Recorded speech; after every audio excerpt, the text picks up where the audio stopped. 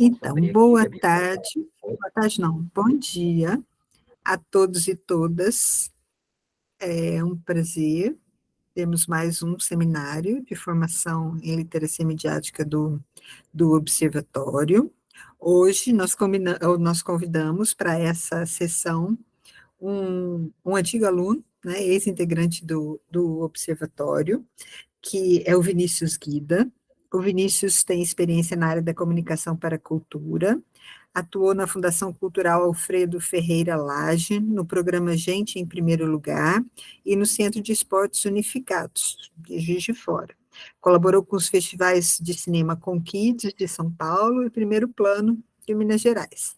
Hoje atua com comunicação para a saúde, coordenando o Núcleo de Relações Públicas de Beleza e Bem-Estar na Circular Comunicação, em São Paulo. O Vinícius vai falar um pouco para a gente da experiência dele nesta área, e a fala, né, a palestra dele vai ser sobre influência no mundo digital, lidando com os novos gatekeepers da informação e do consumo. Vinícius, é um prazer tê-lo aqui com a gente novamente. O Vinícius foi embora, mas a gente nunca deixa ele embora, ele sempre volta para fazer uma coisa ou outra. Segunda-feira ele volta para falar sobre uma das oficinas que ele organizou no Observatório, na Semana Brasileira de Educação Midiática, e hoje ele vai falar um pouco para a gente desse mercado dos influenciadores. Fica à vontade, Vini, quando você quiser. Tá bom. Vou abrir aqui, então. Boa tarde, gente. Acho que eu não conheço quase ninguém que está aqui, mas, como a Gabriela falou, né, eu fiz a faculdade inteira, parte do observatório, praticamente, do segundo período para frente. Tudo que a Gabriela inventava, eu me enfiei de alguma forma. Então, acho que é um espaço muito bom, né, que me ajudou muito a me formar como profissional, como pessoa também. Então, aproveitem bastante isso tudo e agradecer a Gabriela, a Dayana, a Letícia pelo convite.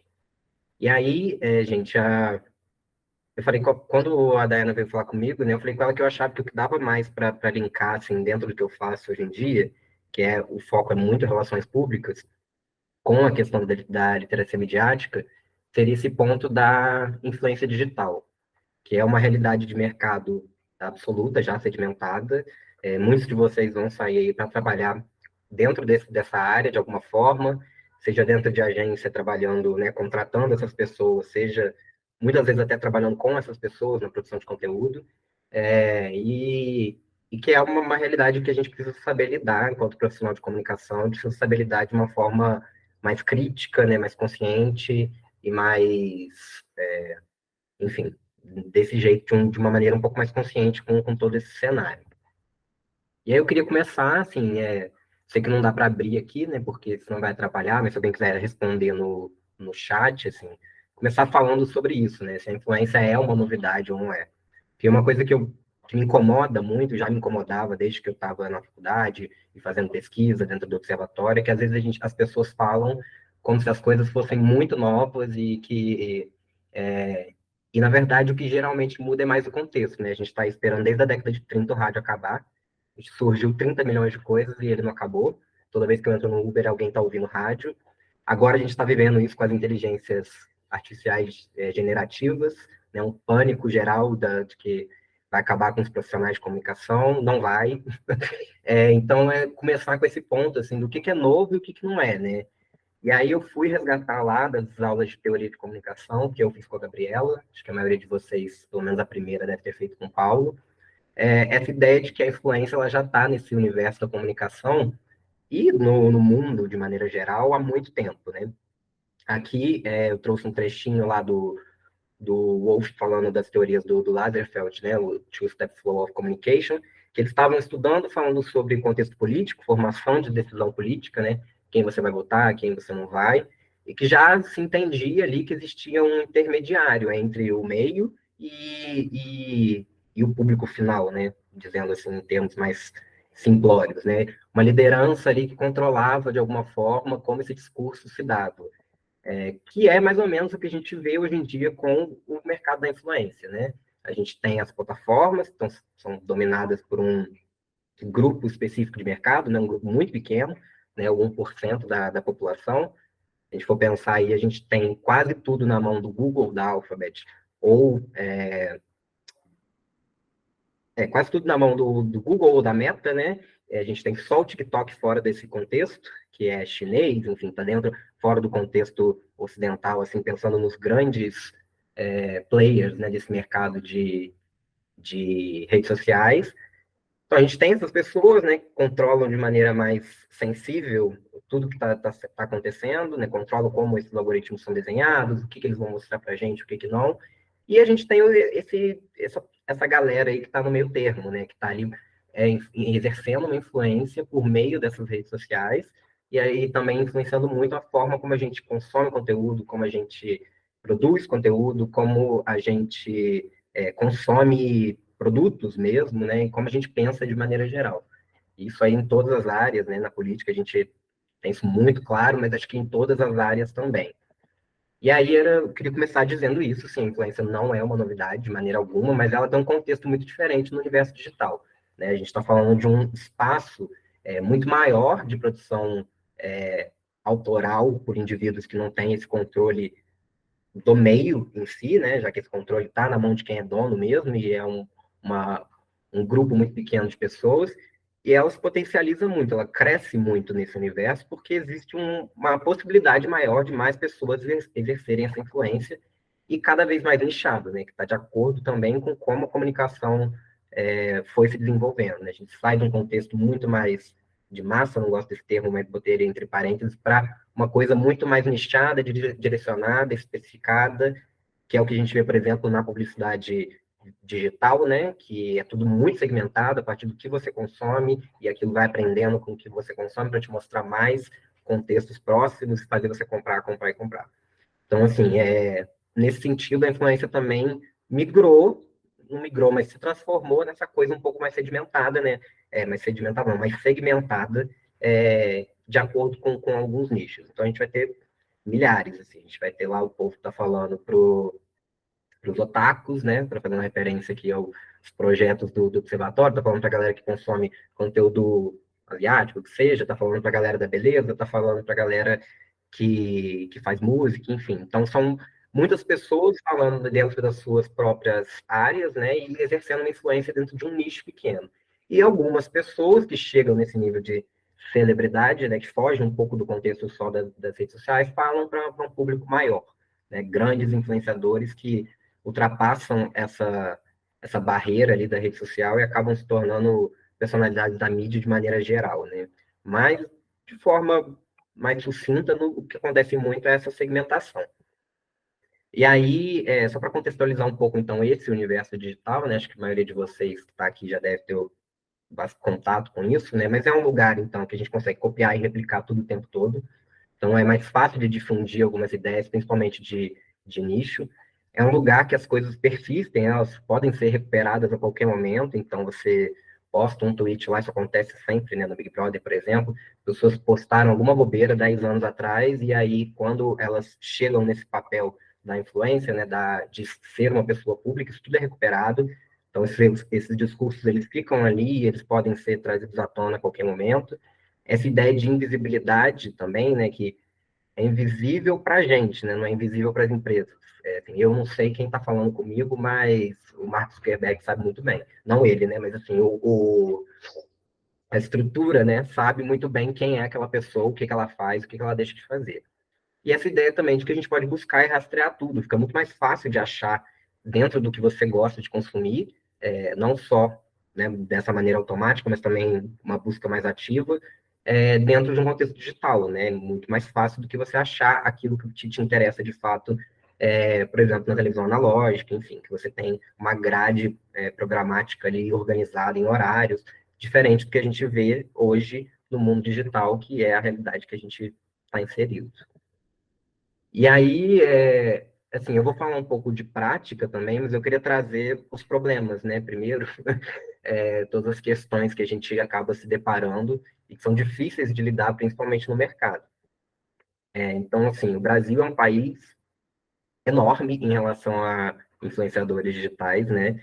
A última pesquisa que eu achei aqui de 2022, 500 mil de influenciadores com mais de 10 mil seguidores. E 44% das pessoas que usam a internet também seguem algum influenciador. Então, assim, quase metade de todos os usuários estão inseridos dentro desse contexto de influência de alguma forma, né? Interagindo com essas pessoas. E aí, quando a gente vai olhar os recortes, a gente começa a ver que as coisas começam a ficar mais complicadas, né? Aqui, voltando ao que eu não falei, mas é, né, a segunda maior proporção de pessoas que seguem influenciadores do mundo. Eu esqueci agora qual é a primeira, mas acho que é a Indonésia, né? E o top 5 são todos países em desenvolvimento. E aí, quando a gente vai fazendo os recortes, a gente começa a ver esses problemas, assim, né? Mesmo num país muito miscigenado, com uma população preta imensa, a gente tem as pessoas que estão exercendo essa influência são majoritariamente brancas, né? É um número até maior do que a soma de todas as outras etnias que são contadas nessa pesquisa aqui da UBITS. A gente tem lá 57% de pessoas brancas e todas as outras etnias ocupam essa outra parcela, né? 22% de pardos, 17% de pretos, 4% de amarelos indígenas, que aqui, na verdade, eu botei junto para facilitar o gráfico, mas é 3% de amarelos e 1% só de indígenas. Que é estranho, né? Já que é a nossa população nativa. Mas, e aí quando a gente vai ver também as remunerações, elas também têm disparidades muito gritantes. Então, quando a gente pega essa média máxima que o influenciador, dos influenciadores que participaram dessa pesquisa receberam por um trabalho, enfim, a gente vê que a única pessoa, o único grupo que está acima da média são os brancos, né? Todos os outros estão abaixo. Sendo que os pretos e indígenas têm o menor remuneração. Então, esse aqui é o mesmo gráfico, só que de outra forma, né, que para a gente ver a comparação com a média aqui, então os brancos recebem 25% a mais do que a base, enquanto todos os outros grupos recebem a menos, com destaque para os pretos indígenas, de novo, que recebem de 50% a 66% a menos do que a média do geral de custo de campanha, né, que esses influenciadores cobram, que é algo muito preocupante, né, porque isso significa que a gente tem poucas vozes atreladas a marcas que não sejam vozes brancas, né, mesmo num país como o nosso. E aí a gente repete a mesma coisa que a gente vê na televisão, né. Eu lembro quando eu estava lendo, muito tempo atrás, não lembro nem que texto, mas em algum momento eu li que a televisão brasileira é mais branca que a suíça, numericamente. Então, a gente caminha para um cenário muito parecido na internet, o que é bastante preocupante é nosso papel, quanto profissionais de comunicação, agir em cima disso de alguma forma, né? Aí a gente entra nisso, né? Qual que é o papel, então, já dos publicitários, das relações públicas e dos jornalistas, né? Aí eu trouxe aqui um recorte de uma pesquisa do próprio observatório, que a gente fez com jornalistas em Juiz de Fora, mas eu acho que serve muito para entender por que é importante que a gente entenda isso, não só a literacia midiática no sentido de educação midiática, né, das pessoas, dos consumidores ou dos prosumers entenderem esse contexto, mas nós, enquanto profissionais de comunicação, né, essa ideia de compreender criticamente toda essa complexidade dos processos, né, que são muito complexos, envolvem muitas partes, né, você tem lá a grande empresa que detém essa plataforma, você tem o influenciador, você tem o seu cliente, que é uma empresa querendo comunicar alguma coisa, você tem seus próprios interesses, e várias coisas dessas colidem na tentativa de construir algo que faça sentido. Então, entender todo esse contexto e entender de forma crítica é muito importante para nós. E aí, eu queria, né, concluir, dizer isso, na verdade, né, que esses influenciadores, eles também são comunicadores, né, a gente não pode negar isso. Eles podem não ser formados em comunicação, mas eles comunicam com públicos específicos, comunicam e convencem em determinados níveis, né, se a gente estiver falando especificamente de consumo, de publicidade. Então, eles estão exercendo esse papel de comunicação, mas quem vai fazer o papel de contratar essas pessoas, de lidar com essas pessoas e coordenar o processo criativo junto com as marcas são os profissionais de comunicação, são os publicitários, são as relações públicas, são os jornalistas que estão dentro das agências e que estão dentro dos núcleos de comunicação de empresas grandes, né, que têm isso estruturado internamente. Então, esse papel de tentar diversificar um pouco esse contexto é muito do profissional de comunicação que está ali na ponta, fazendo essa ligação entre todas as partes do processo. Então, assim, a gente tem desafios, porque no final das contas você nunca vai conseguir mudanças muito drásticas, porque o mercado ele tem um objetivo específico, né? Ele é pautado no capital, ele quer vender, e esse é um pouco do papel da comunicação quando você está no mercado, com exceção do jornalismo, né, e assim, entre muitas aspas também, mas, então você tem esse objetivo que você precisa coordenar com todas essas vontades, né, mas é preciso tentar de alguma forma. E aí também, nessa pesquisa, a gente acabou percebendo que, embora as pessoas tenham noção do que a gente está falando, né, quando a gente fala de pensamento crítico, né, na hora de produzir conteúdo comunicativo, elas ainda não entendem como isso funciona e como isso deve ser feito na prática, né? Então, isso no caso dos profissionais de comunicação.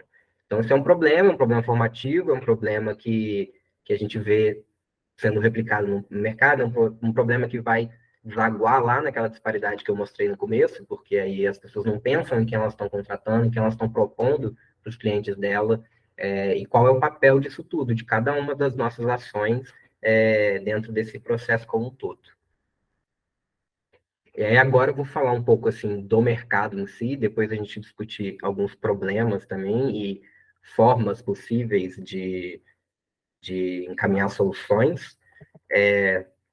Mas, assim, na minha visão, eu acho que todo influenciador, né, quando uma marca procura um influenciador, ela está buscando duas coisas específicas, assim, é a credibilidade daquela pessoa, dentro do que ela precisa comunicar, e uma chancela, né, que é alguém que é seguido, que tem uma certa credibilidade, que as pessoas acreditam, que e consomem o conteúdo, possa chancelar aquele produto ou aquele serviço.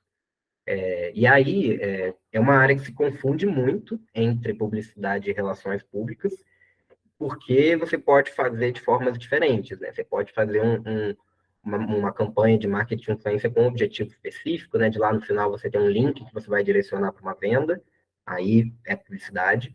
Ou você pode fazer com outro objetivo de gerar uma construção de imagem para a marca que você está trabalhando. Aí cai mais nas relações públicas, fica mais dentro aqui do povo do jornalismo. Não sei como está a divisão aqui, mas cai mais nesse sentido das relações públicas, né? Então é uma área bem gigante, assim, que tem espaço para todo mundo um pouco, tem espaço para o povo do vídeo, tem espaço para o povo da foto, tem espaço para os publicitários, tem espaço para jornalistas, relações públicas. É, é um grande mercado que cabe todo mundo e tem espaço para todo mundo nas diferentes formas de produzir conteúdo. E aí, assim, na prática, né, como que normalmente eu faço, eu e a Yaya, que está aqui, trabalha comigo e faz isso junto. Então, assim, como todo produto comunicativo, né, primeiro definir quem é aquele público que você quer comunicar, depois vem a pesquisa, que é a parte fundamental, sem ela a gente não faz nada, que é entender quem são as pessoas que podem falar sobre isso, por que, que você quer uma pessoa ou outra, o que, que elas já comunicam, como que elas se conectam com o que você precisa comunicar, todos aqueles pontos de relações sociais, sexuais, de gênero, ambientais, como isso tudo pode ser atrelado dentro desse meio. E aí, depois disso tudo, de pensar muito, você vai ver o número, sabe? Pelo menos eu trabalho assim, acho que em alguns lugares pode não funcionar dessa forma, mas eu acho que é o modelo ideal, assim, porque se você não conhece bem quem você está pretendendo contratar, você pode ter surpresas lá na frente, inclusive até surpresas negativas, de surgir uma notícia negativa sobre aquela pessoa, ela se envolveu em alguma confusão, e aí foi por água abaixo todo esse trabalho. E aí depois a gente vai olhar número. Depois que eu faço isso tudo, que eu olhei, entrei na vida da pessoa, vi tudo que ela fez, que ela faz, quem ela falou, quem ela apoia, quem ela não apoia, eu vou ver número, vou ver engajamento, vou ver alcance, vou ver número de seguidores, e aí a gente passa para fazer uma avaliação mais qualitativa, assim, o que aquela pessoa consegue entregar ou não, dentro do contexto da campanha que você está propondo, avaliar os prós e os contras, enfim, e fazer uma análise mais a fundo. E aí, por fim, você vai para a contratação, é um processo muito longo, geralmente, no mercado, as marcas querem pagar R$ 10 e contratar uma pessoa que tem 1 milhão de seguidores, então é um problema, é um ponto que dá muito problema, é um ponto de negociação que exige habilidades que a gente não desenvolve muito dentro das faculdades de comunicação, porque você vira meio um administrador ali na hora de tentar negociar um valor X, Y, Z que caiba todo mundo. E é um ponto importante, assim, nesse sentido, porque é uma habilidade que a gente normalmente não tem e vai aprender fazendo, né? E, por último, depois de tudo isso, que a gente vai sentar e realmente produzir conteúdo, né? Vai brifar essa pessoa, vai guiar a produção dela, vai aprovar, vai, enfim, pedir alteração. É o último passo de um processo muito longo até você chegar nessa decisão. E aí, né, aqui eu queria falar um pouco disso, né, da batalha pelo público, que é o grande desafio de qualquer profissional de comunicação que está no mercado. Então, você precisa olhar para muitas frentes ao mesmo tempo para conseguir construir alguma coisa que faça sentido para todo mundo, né? Precisa olhar um pouco para a concorrência, para ver o que as outras empresas que são concorrentes do seu cliente estão fazendo, quais são as práticas que você pode, de alguma forma, se apropriar, quais são as práticas que você precisa deixar muito de longe daquilo que você está querendo fazer. A ideia de diferenciação, que também já é padrão há muito tempo, né? Nesse contexto da comunicação de mercado, assim, né? Por exemplo, a HBO com o slogan lá do It's Not TV. Então, entender de que maneira você consegue diferenciar aquele produto, aquele serviço que você está tentando, de certa forma, vender junto com um influenciador. Essa expressão ridícula, mas que todo dia a gente escuta, de pensar fora da caixa, e que é irritante, mas é isso que, no final das contas, o seu cliente quer, que você saia do óbvio. E não dá para sair do óbvio sozinho. Assim. Se você vai contratar uma pessoa para fazer uma campanha, você precisa contratar uma pessoa que consiga sair do óbvio também. Então, isso também faz parte desse processo de curadoria de quem se contrata. Né? Eu acho que dentro desse contexto do marketing de influência, o papel central do profissional de comunicação tem a ver com essa curadoria de gente mesmo, e de conteúdo, de quem você está chamando e que tipo de conteúdo essa pessoa produz. Muito mais do que a produção em si, porque isso acaba ficando um pouco mais na mão dessa pessoa que você está contratando, embora você direcione e tudo mais. E a identificação também, que é um ponto passivo, assim, eu digo, quase, né? Você precisa entender com quem o público que você está tentando alcançar se identifica e por que ele se identifica com aquela pessoa, né? Para que isso faça sentido de maneira geral e você consiga construir algo que tenha bons resultados. E aí, agora entrando um pouco nas partes difíceis, né? Nos dilemas éticos desse contexto.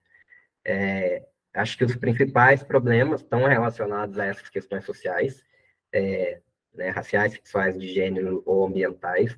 É um problema, acho que muito claro na publicidade de maneira geral, mas também nesse contexto das relações públicas, né, relacionado com a construção de campanhas com influenciadores. E é uma coisa um pouco difícil mesmo de você tentar fugir ou tentar contornar. E aí, de novo, essa pesquisa lá da YouPix, eles perceberam, né, que os influenciadores negros, por exemplo, só são contratados para falar sobre racialidade. Eles não são contratados para falar sobre outras coisas, para simplesmente fazer uma publicidade de um produto. E isso é um problema que está em muitos níveis, mas que começa ali na primeira parte do processo, que são os profissionais de comunicação, que não olham para essas pessoas como agentes comunicadores passíveis de construírem outros discursos que não sobre esse ponto. Então, isso tem a ver com a gente aqui, com vocês no futuro, quando chegarem no mercado, de conseguir abranger mais pessoas e mais visões para falar de outros temas, que não sejam necessariamente as causas que aquelas pessoas abraçam.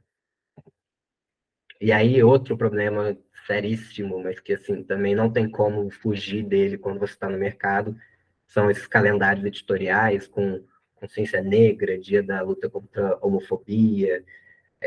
Quando a gente está na faculdade, eu lembro que eu discutia muito com a Dayana, a gente nem fazia, né, no observatório. Mas a gente tinha essa possibilidade de não fazer, né? Quando você chega no mercado, você não tem a possibilidade de não fazer. Então, você precisa arrumar formas de fazer isso de uma maneira um pouco mais crítica, já que você vai precisar recair nesse momento, nesse chavão em algum momento. Como que faz isso, né? Pelo menos como eu tento fazer isso. De você tentar achar pessoas, né, que falem de forma mais informativa, que aquilo não seja simples e somente uma publicidade. Qual é o objetivo disso, né? O que você está tentando comunicar? É lógico que isso vai ter um benefício de marca lá na frente, né? Porque você está fazendo uma associação com um público específico que está preocupado com esse assunto, mas você precisa que isso seja mais do que isso, senão você está fazendo mais do mesmo. Tentar ampliar o tempo de contrato com essas pessoas para que seja fora dali, sabe? Você vai contratar alguém, em novembro, que é o mês da consciência negra, porque a marca vai pedir isso, e aí acabou novembro, nunca mais você faz nada com essa pessoa, nunca mais você tem um influenciador negro associado com a marca, só vai ter novembro de novo. Tentar falar, não, então vamos fazer 3, 4, 5 meses de contrato com essa pessoa, para que isso se estenda de alguma maneira e ela consiga comunicar outras coisas que não sejam esse ponto que a gente precisa comunicar agora. E olhar para essas pessoas fora dessas datas, entendeu? Isso acontece muito, né? A gente só olha para os influenciadores não brancos ou que não estão não heterossexuais ou não cis, nos momentos que a gente precisa falar deles. Em janeiro, no dia da visibilidade trans, em agosto, né, no mês contra a homofobia, e assim vai. Então, assim, é preciso olhar para todas as pessoas em todos os momentos para você não recair nesses problemas, assim. E quando chegar esse momento, essas coisas fazerem parte só de trazer à tona essa discussão que já está sendo levantada o tempo todo. Senão, você fica muito superficial e vai fazer a mesma coisa que todo mundo faz, que é chamar preto para falar em novembro. E nunca mais tem ninguém atrelado àquilo. E é que eu trouxe agora uns exemplos assim de influenciadores que eu gosto e que eu acho que fazem bons trabalhos nesse sentido. Então, aqui, por exemplo, isso é uma campanha da Amazon, com Ismael Carvalho, que é um influenciador que fala de discussões raciais, mas ele está fazendo uma campanha falando que na Amazon tem tudo. E aí, assim, realmente não cabe nesse momento ele trazer esse assunto, mas ele traz de forma sutil, assim. Deixa eu ver se vai dar para tocar aqui direitinho. E aí você viu aquele livro novo que eu comprei? Aí no armário, do lado da televisão. Vocês estão escutando o som do vídeo ou não? Não sei se eu ativei. Ah, tá. Sim, sim. E meu óculos? Tá aí no guarda-roupa, Minha mãe, onde é que eu acho aquele livro que você me indicou? no Amazon Prime. E mãe, onde é que eu ouço aquela playlist que você me indicou? No Amazon Prime. E como eu faço pra baixar aquele jogo que Kaique baixou, que ele tava jogando outro dia? No Amazon Prime.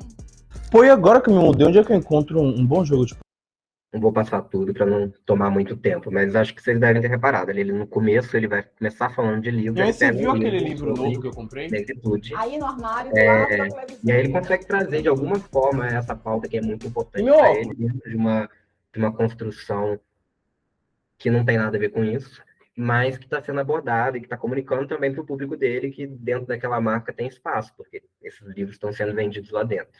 Então, existem formas de fazer isso sem que você fique dando palestrinha e sem que você recaia no óbvio de sempre. E aí você E viu aí- aquele livro novo que eu comprei? E aí, essa outra aqui, por exemplo, que é a Bielo, que é uma influenciadora trans, fazendo uma campanha para uma marca de cerveja, que é a Bex, uma marca que é muito voltada, está se voltando muito para o público jovem, e em um momento você pauta. É uma associação de imagem com uma pessoa que você não espera numa campanha de cerveja, né? Ou você espera aquele estereótipo da mulher dentro de uma campanha de cerveja, ou você espera um homem, um machão. Mas você não espera uma influenciadora trans, negra, gorda, fazendo uma campanha de cerveja e fazendo num outro formato, assim, né? Ela faz, eu vou dar o play aqui, mas ela faz um ASMR, que é aquela, acho que todo mundo aqui deve saber, não sei se é a Gabriela ou a Letícia, mas é tipo um negócio para dormir, assim, para acalmar, né? Com sonzinhos sons de coisas batendo, enfim. Que é um negócio muito famoso no TikTok, tem comunica muito bem com o público dela e que, de certa forma, conecta ali com o que ela está querendo comunicar, sem recair no mesmo de sempre.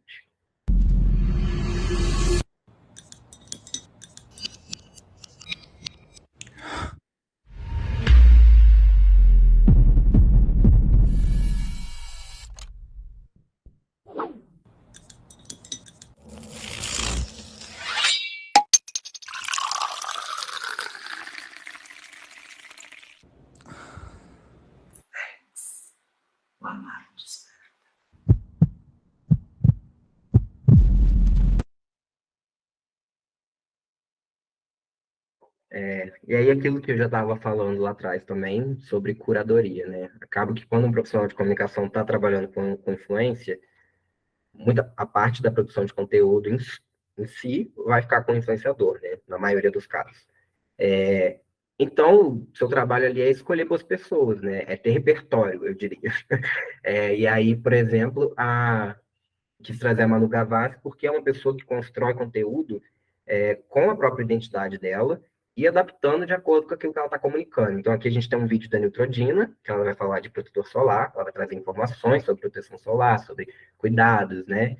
Por que isso é importante. E a gente tem um outro que ela fez para a Ferragamo, que é um fashion film, e que não tem nem uma menção direta à marca no vídeo. Então, é importante você entender, achar pessoas que consigam construir, dentro da própria linguagem, uma coisa adequada para aquilo que você está tentando comunicar, que é difícil. O sol. Que delícia quando ele aparece nos agraciando com sua grandeza. Oh, sol, que alegria te contemplar. Mas eu não tô aqui pra contemplar sol, não. Tô aqui pra te lembrar de passar protetor nessa sua carinha linda aí. Aliás, com sol ou sem sol. Mas e em dias nublados, Manu? Em dias nublados também. Qualquer dia é um dia perfeito para usar Neutrogena Sunfresh. Ele protege a pele, tem efeito base, rejuvenesce com vitamina C e controla a oleosidade por até 12 horas. Que chuvinha deliciosa!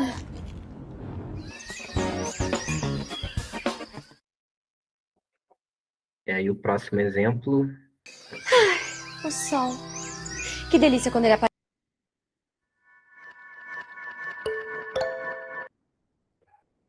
O que rolou? Acho que agora vai. Tá?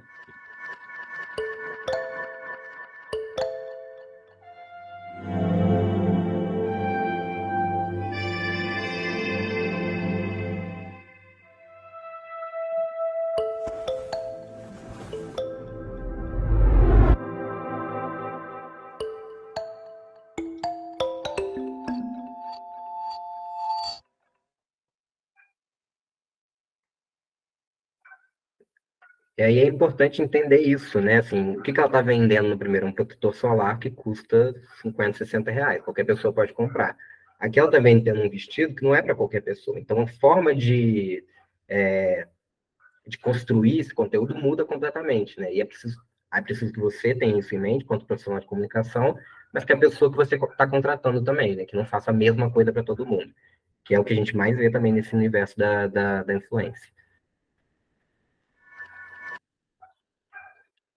E aí eu trouxe aqui também uma outra influenciadora, que é a Thay de Mello, que é muito mais desse universo que eu acabo consumindo muito por causa do trabalho, né, da beleza, que é uma campanha que ela faz para Swarovski, que eu adoro ela, acho ela incrível, acho muito bom para todo mundo seguir, porque ela consegue fazer, mesmo esse universo que parece um pouco mais fútil, fazer um pouco de sentido, né, e ter um pouco de conteúdo ali dentro.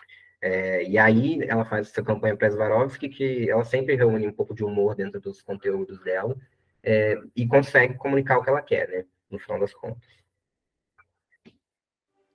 Ninguém me faz sentir mais acordada, mais elétrica, mais viva que você. O que tá fazendo aí, Marcelão? Não se empolga não, tá? Isso aqui não é pra você não. Tu não vai ter minha aula de inglês. Com Swarovski, é claro. No one makes me feel more awake.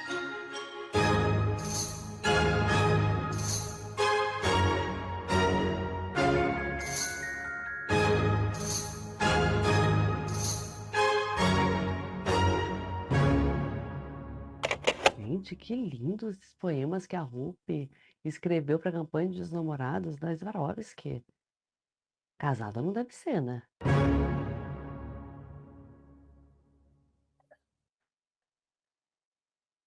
E aí, deixa eu ver, acho que eu tenho mais um.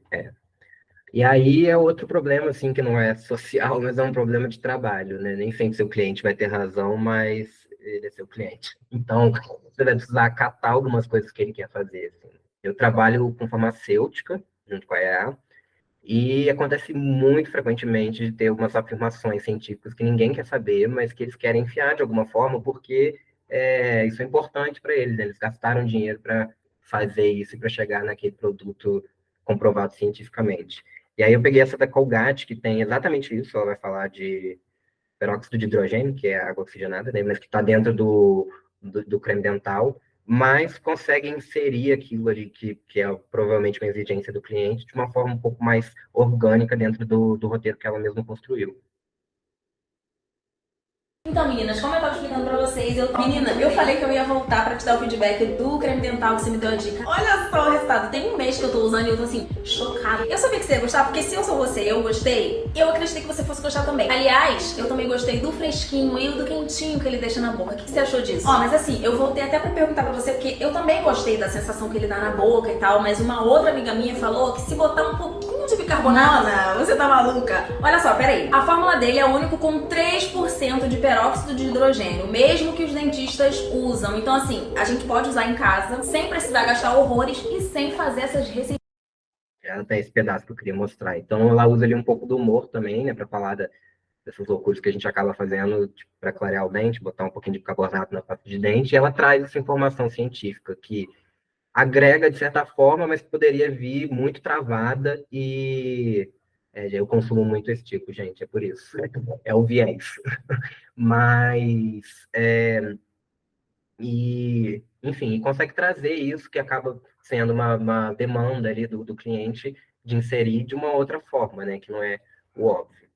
E aí, eu acho que vocês devem ter reparado, eu tentei trazer pessoas aqui que estejam em escopos diferentes de realidade de vida e de construção de imagem, de posição social, enfim, de etnia, enfim, de forma mais diversa. Por quê, né? E aí o que eu vou falar no final. Enfim, só queria falar um pouquinho aqui para trazer um pouco mais dessa parte prática, né, de ferramentas que eu acabo usando no meu dia a dia.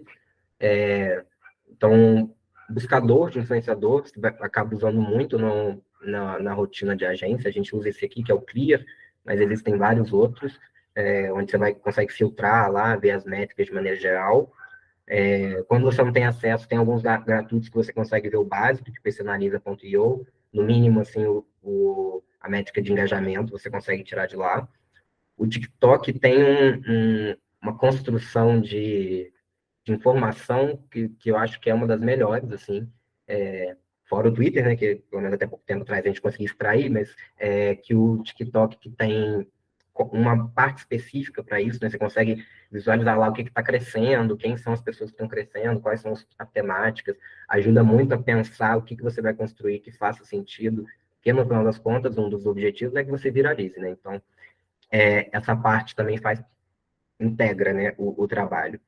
Aí tem essa calculadora da Creators, que você consegue ter uma ideia de quanto vai custar contratar aquele influenciador, para você ver se, antes de sugerir se aquilo está viável ou não dentro do dinheiro que você tem para fazer. O YouTube Black, que é uma curadoria do YouTube, tem prêmio também e algum investimento em criadores negros, então é um bom lugar para conhecer outras pessoas, conhecer outras realidades, para dar uma olhada, né, e melhorar o repertório de maneira um pouco mais diversa. E esse Feedspot também, que também é um site cheio de lista de criadores, assim, que tem por tema, nicho, mas tem também por esses recortes sociais. Então, você vai lá ver lá a lista de criadores negros, lista de criadores LGBT, lista de criadores mulheres, enfim. E aí você consegue ir construindo melhores referências, né? Para finalizar, era isso que eu queria falar, que eu acho que o repertório é o ponto central para qualquer profissional de comunicação, independente do que você faz, se vai fazer publicidade, se você vai fazer vídeo, se vai fazer foto, se vai escrever para o jornal, se você vai contratar influenciador. Se você não tiver repertório, você vai fazer a mesma coisa que todo mundo está fazendo e não vai adiantar muito, porque nem você vai crescer no mercado, né, já que você não se destaca, e nem você vai crescer pessoalmente, porque você está sempre fazendo a mesma coisa e seguindo os mesmos padrões de sempre. Não vai conseguir mudar nada, mesmo que seja pequeno, né?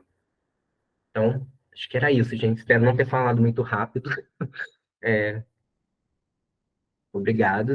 E agora a gente pode conversar, né? Se alguém já tiver alguma dúvida.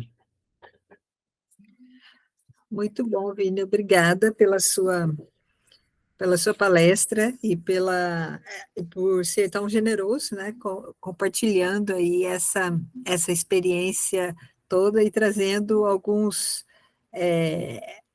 highlights, assim, alguns pontos fortes que eu acho que realmente são importantes e eu vejo que é interessante porque alguns deles a gente falou bastante, né, ao longo da sua formação aqui no observatório. Eu ia ressaltar uma coisa aqui da fala do Vinícius, que eu achei interessante, né, o modo como você estruturou a sua fala e trouxe, na verdade, assim, uma informação que é super importante na formação do comunicador, né? Que é essa preocupação pela diversidade. Então, assim, na medida em que você foi trazendo, né, os exemplos e que você foi trazendo as preocupações, me mostra que há uma lacuna, né, ou que há um certo espaço no mercado para isso, porque eu acho que muitas vezes os jovens comunicadores, né, os recém-formados, eles acham que eles têm que responder amém para tudo aquilo que é colocado pelo mercado, e o mercado acaba sendo muito intimidador, né, em alguns aspectos, assim, a vida real, digamos assim, né, que é completamente diferente de quando você está na universidade, está fazendo diversos tipos de trabalho que até te ensinam a pensar criticamente sobre as questões. Aí depois, quando você vai para o mercado de trabalho, muitas vezes os jovens, e isso é normal, porque assim, né, acabou de sair da faculdade, ainda é muito maturo, na verdade, né, profissionalmente, e às vezes até mesmo é muito novo, né, tem gente que sai da faculdade com 21, 22 anos, quer dizer, isso, né, a pessoa é ainda muito imatura, então, eu acho que na sua fala você mostra, assim, que é possível construir, né, não só um repertório, como você bem colocou, mas, assim, construir estratégias, na verdade, de trabalho. Obviamente que na posição que você está hoje, você tem mais margem de manobra no sentido de negociação, né, por causa do posto que você ocupa, mas eu acho que uma coisa não invalida a outra, de que é possível, né, achar brechas no mercado para justamente trazer essa diversidade, para justamente trazer outros olhares, né? E eu acho que isso é super importante, porque, na verdade, isso efetiva aquilo que lá nos anos 90, o Canclini falava, né, sobre uma sociedade que está baseada no hibridismo, mas que, na verdade, não produz ou não estimula um consumo cidadão, né? Então, assim, à medida em que o produtor de conteúdo ele trabalha a partir dessa ideia, né, de que é possível, sim, oferecer uma gama mais variada de conteúdos a partir de pontos de vista, de olhares diferenciados, isso tudo ajuda no sistema, né? Porque isso também vai fazer com que as pessoas que consomem aquele determinado tipo de conteúdo também ampliem a visão dela, quer dizer, é uma espécie de cascata, né? Uma coisa vai influenciando a outra. E eu achei isso muito interessante. E a outra coisa que você colocou, que eu queria destacar também, é a questão da curadoria, né? Quer dizer, a curadoria você só consegue fazer se você tiver repertório, né? Então, assim, aí é que está a questão de andar pela internet enquanto consumidor e andar pela internet enquanto, né, aquele olhar de quem está à procura de construir esse repertório para poder fazer a curadoria, porque a curadoria não vem do nada. E nem a curadoria também não vem só de conteúdos vazios, né? Porque assim, porque aí também é um ciclo vicioso. Se você só consome coisas vazias, você também não vai conseguir construir um repertório, né? E aí junta um pouco o profissional de hoje, junta um pouco aquela coisa assim de um consumidor, porque a gente consome, né? Falando de redes sociais, a gente consome o tempo inteiro as redes sociais, né? Sem querer, a gente já está ali olhando coisas, é uma coisa até bastante viciante, né? Mas aí esse olhar que é um olhar do consumidor, mas que é um olhar de alguém também, né, que está construindo esse repertório. Eu achei que nesse sentido a sua fala foi muito interessante, principalmente para os alunos da graduação que estão nesse processo.